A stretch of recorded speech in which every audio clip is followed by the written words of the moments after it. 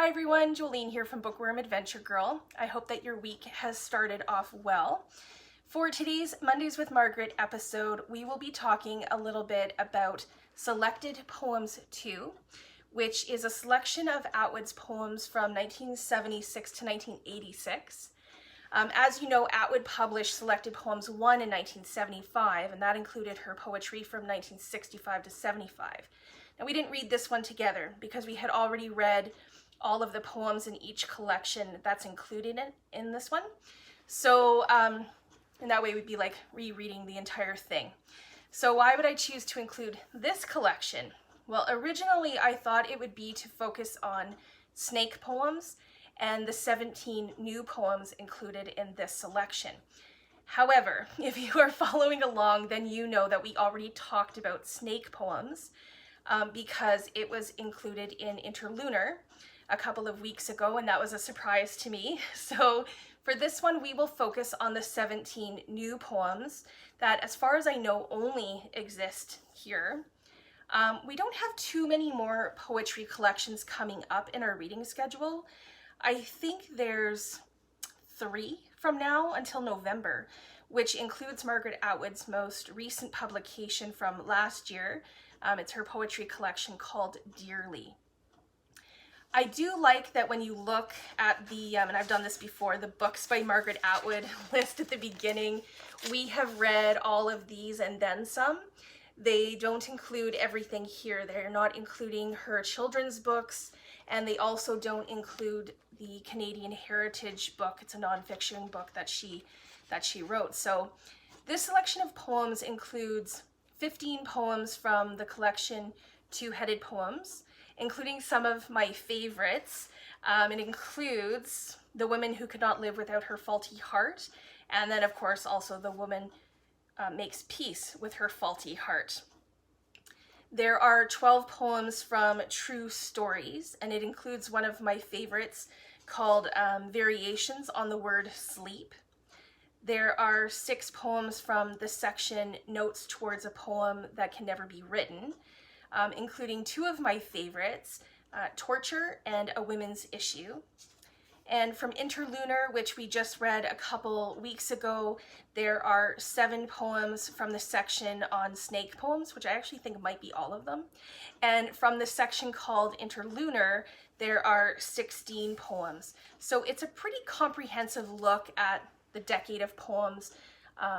The final section that we are going to focus on is called New Poems, 1985 to 1986. So it's the poems included in the year up to its publication in 1986. And in these 17 poems, Atwood includes her usual themes: nature, power of men versus women, and man versus nature, themes of war, the desire for violence, and even forgiveness. The poems in this section do seem different than Atwood's other poetry, and I don't really know how to describe it. I want to say that they are more dense. They seem heavier, and I don't mean in topics, but in the way that they are written, and it's difficult for me to explain. It's just the feeling that I had as I was reading them.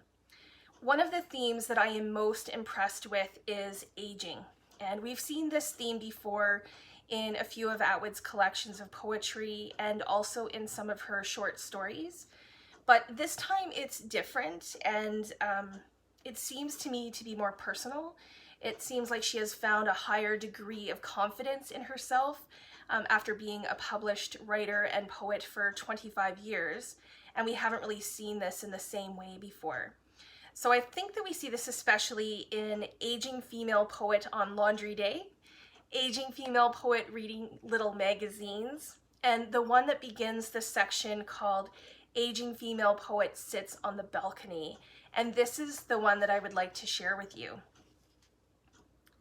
The front lawn is littered with young men who want me to pay attention to them, not to their bodies and their freshly washed cotton skins, not to their enticing motifs of bulb and root, but to their poems. In the backyard, on the other hand, are the older men who want me to pay attention to their bodies. Ah, men, why do you want all this attention? I can write poems for myself, make love to a doorknob if absolutely necessary. What do you have to offer me I can't find otherwise? except humiliation, which I no longer need. I gather dust for practice. My attention wanders like a household pet once leashed, now out on the prowl, an animal neither dog nor cat, unique and hairy, snuffling among the damp leaves at the foot of the hedge, among the afterbloom of irises, which melt like blue and purple ice back into the air, hunting for something lost, something to eat or love, among the twists of earth, among the glorious bear-claw sunsets, evidence of the red life that is leaking out of me into time, which become each night more final. And that's on page 125.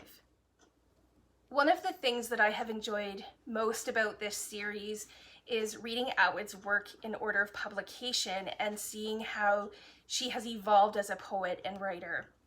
And if you are interested in Atwood's poetry or haven't read it before, then I think that these two collections are a great way to get a taste of her poems over 20 years without having to buy each collection individually. Especially since some of her earlier collections are a little bit more difficult to find. So let me know if you have read Atwood's poetry, what your favorites have been, either from these 17 new poems or even some of her other works and her other collections. She has a lot to choose from, that's for sure. As always, I will leave a link to the reading schedule below, which goes until the end of July right now. Thanks again for watching. I look forward to chatting with you in the comments. I hope you have a wonderful day, and don't forget to make every day an adventure.